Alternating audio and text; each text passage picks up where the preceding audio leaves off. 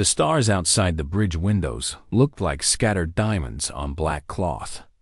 Captain Yuna stood near the main console, her silver scales catching the soft blue light of the control panels. She was tall, even for a Valkyrie, and her eyes were the color of pale gold. She had been captain of the Moonpetal for 12 years, and in all that time, she had learned to trust her instincts.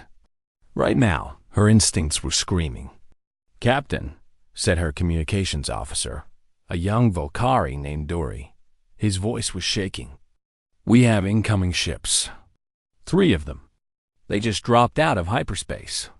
Yuna's claws tightened on the edge of the console.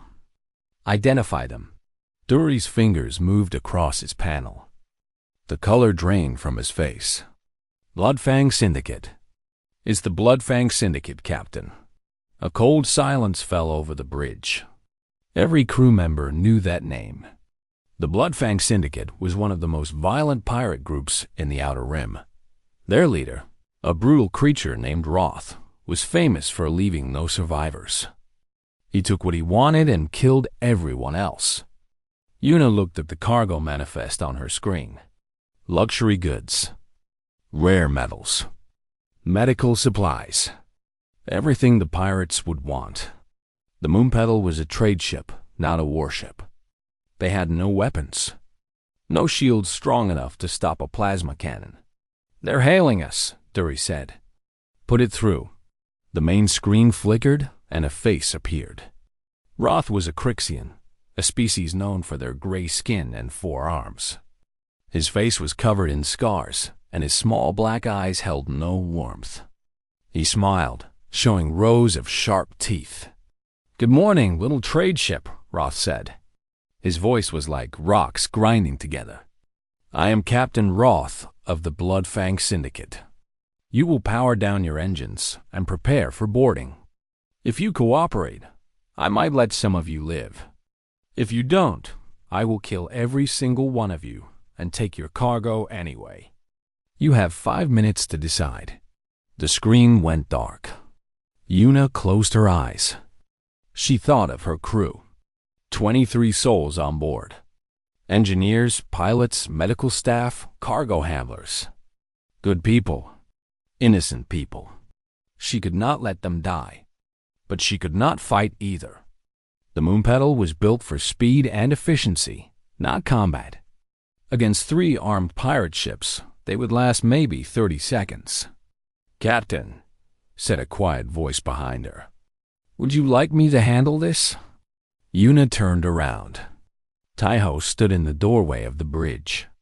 He was the ship's cargo specialist, a human male of average height with dark hair and calm brown eyes. He had been with them for 6 months, and in all that time, Yuna had barely noticed him. He was quiet, polite. He did his job well and never caused trouble. He ate alone in the cargo bay and spent his free time reading old books on a worn tablet. He was, in every way, unremarkable. But now, looking at him, Yuna felt something strange. There was a stillness in his eyes that she had never noticed before, a patience that seemed almost unnatural. "Handle this?" she repeated. "Taiho, we are surrounded by pirates. What exactly do you think you can do?" Taiho walked slowly toward the communications panel. He moved like water, smooth and unhurried. "I can make them leave." Dory laughed nervously. "One human? Against the Bloodfang Syndicate? No offense, Taiho, but humans are not exactly known for being warriors." Taiho smiled. It was a small smile, gentle even, but something about it made Yuna's scales prickle. "You're right," Taiho said. "We're not known for it. We prefer to keep things quiet. But that doesn't mean we can't fight. It just means that when we do, most species don't survive long enough to tell anyone about it." He looked at Yuna. "Captain, I am asking for your permission. Let me send one message to those ships. If they don't leave after that, I will deal with them myself." Yuna studied him. She had heard stories about humans, of course. Every spacefaring species had. They came from a planet called Earth, a world so dangerous that the Galactic Survey had classified it as a Class 12 death world. The gravity was crushing. The atmosphere was full of oxygen, a gas that was literally poisonous to half the species in the galaxy.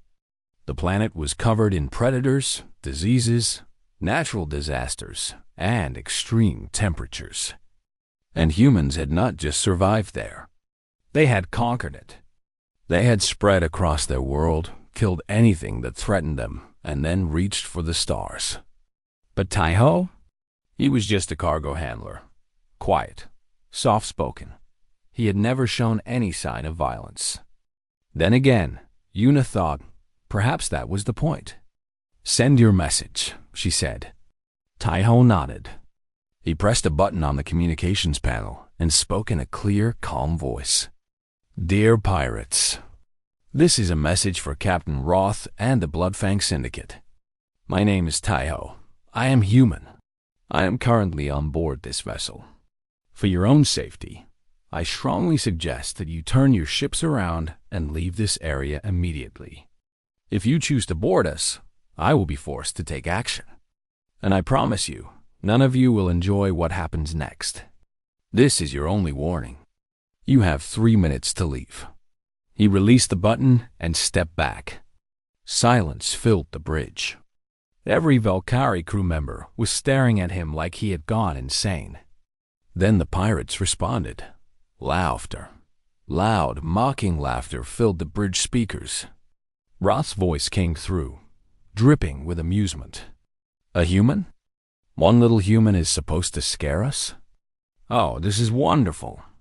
I have heard stories about your species, little creature. Soft skin, weak bones. You die from a single plasma shot. What exactly are you going to do? Bore us to death with your politeness?" More laughter from the pirate crew. Tai-Ho did not react. He simply looked at the screen with those calm brown eyes. "I gave you a warning," he said softly. "Remember that." The communication cut off. On the sensors, Yuna watched as the 3 pirate ships began moving toward them. A boarding shuttle launched from Roth's flagship. "They're coming," Dury whispered. "They're actually coming." Tai-Ho turned and walked toward the door. He paused and looked back at Yuna. "Captain, please keep your crew on the bridge and lock the door. Whatever you hear, do not open it until I tell you it's safe." Yuna's throat was dry. "Tai-Ho, what are you going to do?" Tai-Ho's expression did not change, but for just a moment, something flickered in his eyes. Something old. Something hungry. "My job," he said. Then he was gone. Dear Pirates, A Human is on Board Part 2. First Blood, the cargo bay was dark and cold. Emergency lights cast long shadows across the metal floor, making the stacked containers look like the teeth of some giant beast. The air recyclers hummed softly, and somewhere in the distance, pipes clicked and groaned as the ship adjusted to the cold of space. Tai-Ho sat on a cargo crate near the main airlock. He had removed his work jacket and rolled up his sleeves. His arms were lean but covered in faint scars, old wounds that had healed long ago. He reached into his pocket and pulled out a small bag of dried fruit. He ate slowly, one piece at a time, his eyes fixed on the airlock door. He could hear them coming, the magnetic clamps of the boarding shuttle connecting to the hull, the hiss of pressure equalizing, the heavy footsteps of armed raiders moving through the access tunnel. Tai-Ho finished his fruit and put the bag away. He cracked his neck, then his knuckles. He took a slow, deep breath. The airlock door exploded inward. 12 Crixian raiders poured into the cargo bay. They were big, almost twice the size of Tai-Ho, with gray skin and 4 arms each. They carried plasma rifles, shock batons, and curved blades.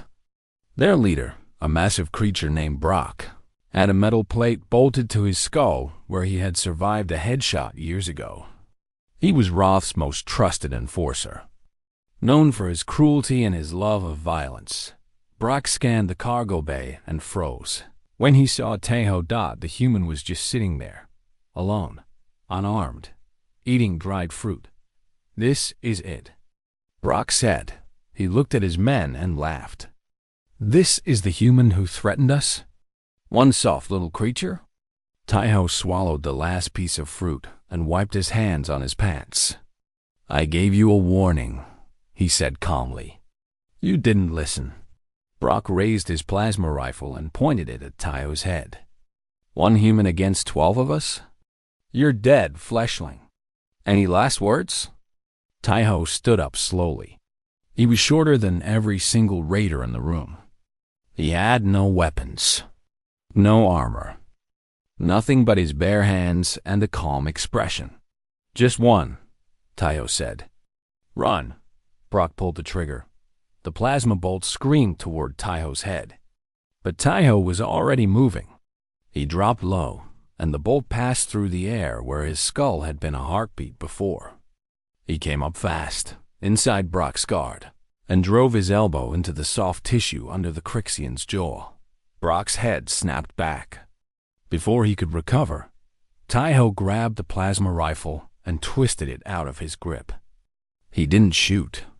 Instead, he swung the rifle like a club and smashed it into the face of the raider next to him. Then everything became chaos. On the bridge, Captain Yuna and her crew watched the security feeds in horrified silence. Tahoe moved through the raiders like a ghost.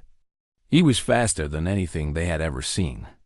One moment he was in front of a raider, the next he was behind him. He struck with his fists, his elbows, his knees. He broke arms and shattered joints. He used the raiders' own weapons against them, turning their strength into weakness. The Crixians were bigger, stronger. They had 4 arms each, and they were trained killers. But none of it mattered. Tahoe didn't fight like the other species they had encountered. He didn't stand still and trade blows. He didn't rely on weapons or technology. He moved constantly, always attacking, never giving them a moment to think or recover. And he didn't stop. Myra, the ship's engineer, pressed her hand against her mouth. How is he doing that? How is one human defeating all of them? Yuna couldn't answer. She had heard the stories, but she had never believed them. Humans were supposed to be soft, weak, fragile compared to other species. But watching Tahoe fight, she understood something terrible. Humans were not weak. They were patient. They had evolved on a world where everything tried to kill them, so they had learned to be killers themselves. They were pursuit predators, built to chase their prey until it collapsed from exhaustion. They could run for hours, days, without stopping. They healed from injuries that would kill other species. They kept going when any reasonable creature would have given up. And when they fought to win. Brock grabbed Tahoe from behind, wrapping all 4 arms around him in a crushing grip. "I've got you now, human. I'll break your spine." Tahoe didn't panic. He drove his head backward, smashing the back of his skull into Brock's face. Bone crunched. Brock howled and loosened his grip. Tahoe twisted free, grabbed Brock's arm, and broke it at the elbow with a single sharp motion. Brock screamed and fell to his knees. Tahoe looked down at him with those calm brown eyes. "I told you to run," he said. Then he drove his knee into Brock's temple, and the massive Crixian collapsed like a puppet with cut strings. The cargo bay fell silent. 12 raiders lay on the floor. Some were unconscious. Some were groaning in pain. A few were completely still. Tahoe stood in the middle of them, breathing hard but still on his feet. His knuckles were bloody, and there was a cut above his eye, but he was alive. He looked up at the nearest security camera. "Captain," he said, his voice steady despite his heavy breathing. "You might want to hail them again." On the bridge, Dory made a small sound that might have been a whimper. 47 seconds, he whispered. He took down 12 armed raiders in 47 seconds. Yuna stood frozen, staring at the screen. The quiet cargo handler she had ignored for 6 months had just dismantled a boarding party with his bare hands.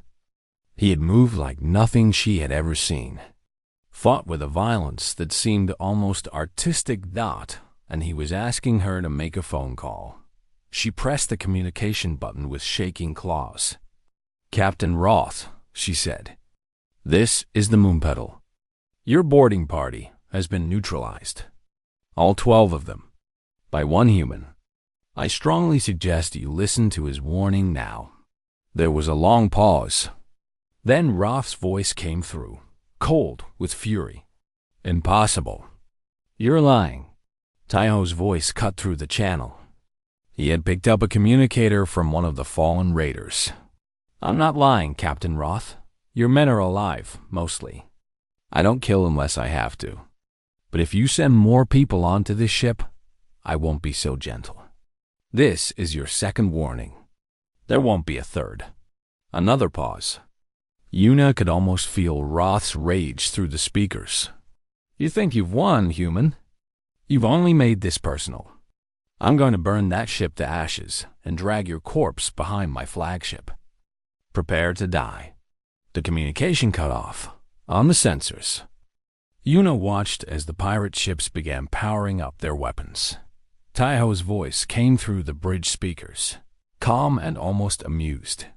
"Well," he said, "I guess they need more convincing. Dear pirates, a human is on board Part 3. The standoff, the Moonpetal shook as warning alarms screamed across every deck. Red lights flashed on the bridge, and Captain Yuna gripped the edge of her console as the ship trembled. "They're locking weapons on us," Dury shouted, his voice high with panic. "All 3 ships. Captain, we have maybe 60 seconds before they open fire." Yuna's mind raced.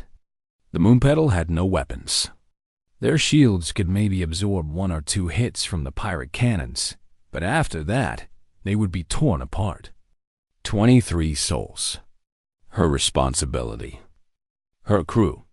"Can we jump to hyperspace?" she demanded. Myra shook her head frantically. "The engines need at least 3 minutes to warm up. We don't have time." The ship shook again. On the screen, Yuna could see the pirate ships moving into attack position. Their weapon ports were glowing with charged plasma. Roth wanted revenge, and he was going to get it. Then, suddenly, the Moonpetal lurched hard to the left. Every crew member was thrown sideways. Yuna slammed into her console and tasted blood in her mouth. The emergency lights flickered, and for a terrifying moment, everything went dark. When the lights came back, Yuna pulled herself upright and stared at her screens in confusion. The Moonpetal had moved. Not just a little, but a lot. The ship had spun almost 90 degrees and was now positioned between 2 of the pirate vessels. If they fired now, they would hit each other. What just happened? Yuna breathed up. Myra was staring at her engineering panel with wide eyes. Someone activated the emergency thrusters. Manual override from the cargo bay. "Captain, someone deliberately repositioned our ship." Taiho's voice came through the bridge speakers. "Sorry about the rough ride, Captain. I needed to buy us some time." Yuna felt a strange mix of relief and disbelief. "Taiho, how did you know how to do that?" "I read the ship's manual during my first week on board. You'd be surprised how useful that kind of knowledge can be." On the screen, the pirate ships were hesitating. Their weapons were still charged, but they couldn't fire without risking damage to their own fleet. Roth's flagship was directly in the line of fire of one of his own vessels. Roth's voice exploded through the communications channel. "You think this little trick will save you, human? I'll just reposition my ships and blast you into atoms. You've only delayed the inevitable." Taiho's response was calm, almost bored. "You could do that, Captain Roth, but by the time your ships are in position, I'll already be on your bridge. And trust me, you don't want that." Roth laughed. "You're on a cargo ship with no weapons, no shuttles, and no way to reach us. You can't possibly board my vessel. I disagree. There was a pause. Then Roth's voice came back, uncertain for the first time. What are you talking about? I'm talking about the fact that I don't need a shuttle. I don't need weapons. I don't need anything except a pressure suit and about 90 seconds of free time. Captain, I'm going to give you one more chance. Take your ships and leave. Now. Or I will come over there personally, and I will end this my way. On the bridge, Duri turned to Yuna with a pale face. He's not serious, is he? He can't actually cross open space and board a pirate warship. That's impossible. Myra was checking her sensors. Her voice was barely a whisper. Captain, I'm detecting movement in the cargo bay. He's putting on one of the Raiders' pressure suits. Yuna's hearts were pounding. Both of them. He's actually going to do it. He's going to launch himself across the void and board Roth's flagship. That's suicide, Duri said. The distance alone, the lack of propulsion, the timing required to hit a moving target, he'd have to be insane. Taiho's voice came through again. Captain Roth, I want you to understand something about humans. We walked on our moon before we invented smartphones. We split the atom before we had color television. We built cities in deserts, farms on mountains, and ships that could cross oceans made of water so vast that your entire planet could fit inside them. A little bit of vacuum is not going to stop me. Nothing stops us. That's what makes us human. Silence. Even the pirate channel was quiet. Then Roth spoke again, and for the first time, there was something other than anger in his voice. Something that sounded almost like fear. You're bluffing. You have to be bluffing. There's only one way to find out, Taiho said. Stay here and see what happens. Or run and live to raid another day. Your choice. But I should warn you, I'm already at the airlock. My suit is on. I have a magnetic grapple and a stolen plasma pistol. In about 30 seconds, I'm going to launch myself toward your ship, cut my way inside, and make my way to your bridge. When I get there, I'm going to give you the same choice I'm giving you now. Leave or die. But by then, you'll have a lot fewer crew members to take with you. Myra looked at her screen. Captain, he's in the airlock. He's actually in the airlock. Yuna couldn't breathe. She watched the sensor display as a small figure appeared at the edge of the Moonpetal's hull. A single human in a salvaged pressure suit, holding a grapple gun in one hand and a plasma pistol in the other. He was really going to do it. On the pirate flagship, Roth was screaming at his crew. This is insane. He's one human. One soft, fragile human. There's no way he can actually... Taiho launched. The magnetic grapple fired, trailing a thin cable behind it. It caught the hull of Roth's flagship with a silent clang. And then Taiho was flying through the void, pulling himself hand over hand toward the pirate ship at impossible speed. He's actually doing it, Duri whispered. He's actually crossing open space. Mira was staring at her screen with something like religious awe. His heart rate is barely elevated. He's not even scared. What kind of creature does this and isn't scared? Yuna knew the answer. A human. A creature from a death world. A species that had looked at the universe and decided that nothing, absolutely nothing, would stop them from going wherever they wanted. On the pirate channel, Roth was shouting orders. Shoot him! Someone shoot him! Get to the airlocks. Stop him! But it was too late. Taiho reached the hull of the pirate flagship. He pulled himself close and aimed his plasma pistol at an access panel. The overcharged shot burned through the metal, and Taiho disappeared inside the ship. The screaming started almost immediately. Yuna listened to the chaos on the pirate channel. Shouts of confusion, cries of pain, the sound of plasma fire and breaking bones. Taiho was inside their ship now, and he was doing exactly what he had promised. He was ending this his way. "Captain," Myra said quietly, "I think we should start warming up the engines. I have a feeling we might want to leave soon." Una nodded slowly. "Do it. And Myra?" "Yes, Captain. Remind me to give Taiho a raise." Dear Pirates, A Human is on Board Part 4. The hunt, the inside of Roth's flagship, was dark and loud with alarms. Red warning lights flashed in every corridor, and the ship's automated voice kept repeating the same message over and over. Security breach. Intruder on board. All crew to battle stations. Taiho moved through the maintenance corridors like a shadow. His pressure suit was damaged from the entry, but it had done its job. He was alive. He was inside, and his plasma pistol had burned out, cutting through the hull. He was unarmed now, just like he preferred. Weapons were useful, but they made you lazy. They made you depend on something outside yourself. Taiho had learned a long time ago that the most dangerous weapon in any fight was the mind, and his mind was very, very dangerous. He stopped at a junction and listened. Heavy footsteps coming from the left. 3 sets, maybe 4. Crixian raiders, probably looking for him. He checked the ceiling and found what he was looking for, a ventilation shaft. Old ships like this always had them. They were built for function, not security. Taiho pulled himself up into the shaft and waited. The raiders passed beneath him, their weapons drawn and their eyes scanning the corridor. They never thought to look up. Most species didn't. Humans were the exception. Humans had evolved in trees before they came down to the ground.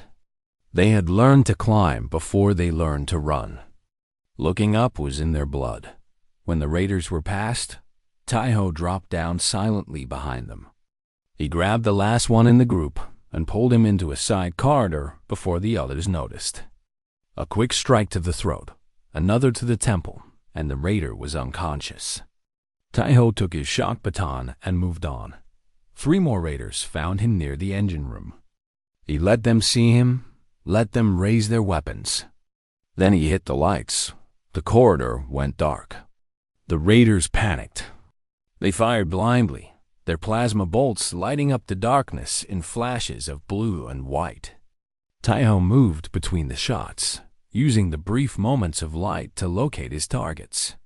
By the time someone found the emergency lights, all 3 raiders were on the floor. Taiho wasn't even breathing hard. The ship's communication system crackled. Roth's voice came through, filled with rage and fear. "Where is he? Someone tell me where the human is." Taiho found a communication panel on the wall and pressed the button. "I'm on deck 7, Captain. Heading toward the bridge. If you want to stop me, you're running out of time. I'll kill you myself." Roth screamed. "Do you hear me? I'll tear you apart with my own hands." "You're welcome to try," Taiho said. "But first, you might want to check on your crew in sections 4 through 6. I turned off the life support there about 3 minutes ago. They're probably getting very sleepy right now." Silence.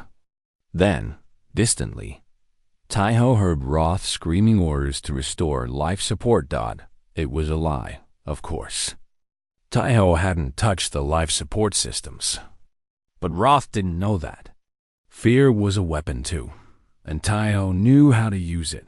He kept moving.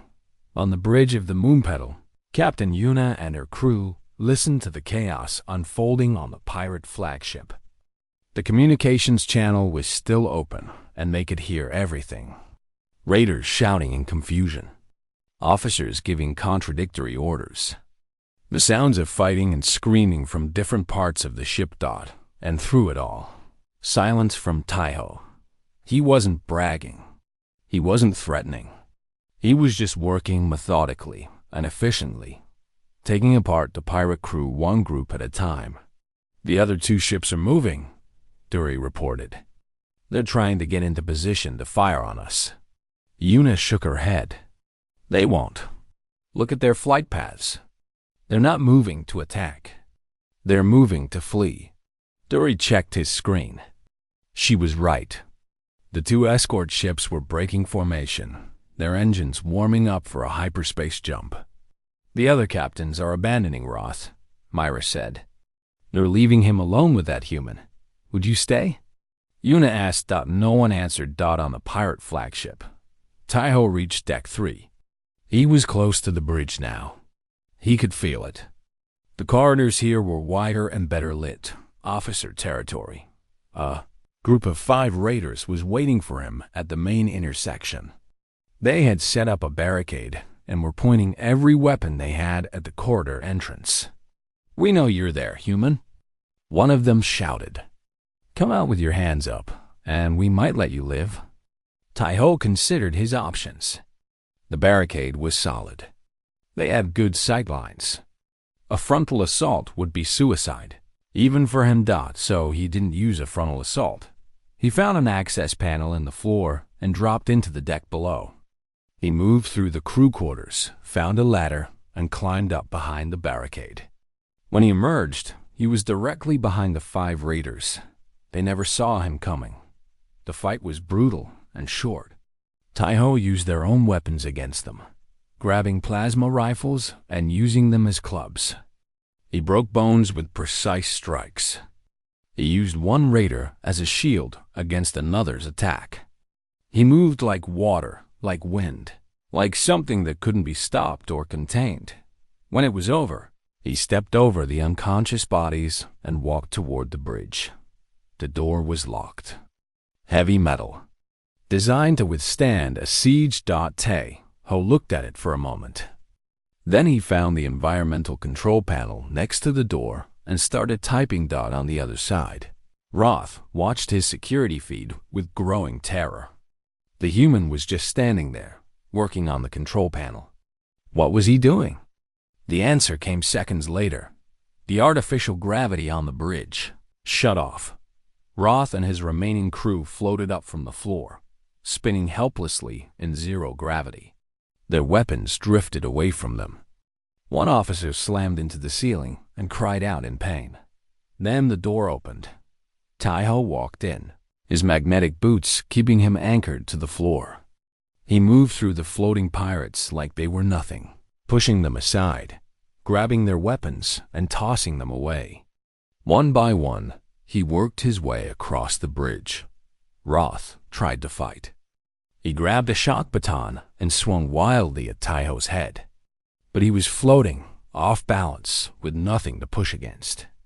Taiho caught his arm, twisted it behind his back, and slammed him against the captain's chair.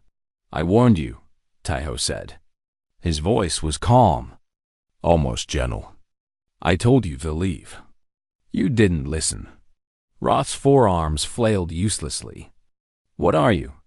What kind of monster are you?" Taiho leaned close. "I'm not a monster, Captain. I'm just human. And you made the mistake of threatening my crew."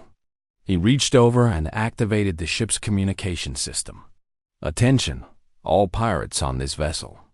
This is Taiho. Your captain is now my prisoner. Your escort ships have fled. Half your crew is unconscious, and the other half is trapped in sections with locked doors. You have 2 choices. Abandon ship using the escape pods, or stay here and explain to me why I should let you live. You have 60 seconds to decide." Throughout the ship, escape pod hatches began opening. Pirates scrambled for the exits, pushing and shoving each other in their desperation to flee. Within 2 minutes, the flagship was almost empty. Taiho looked down at Roth, who was still pinned to the captain's chair. "Now," Taiho said, "let's talk about what happens next."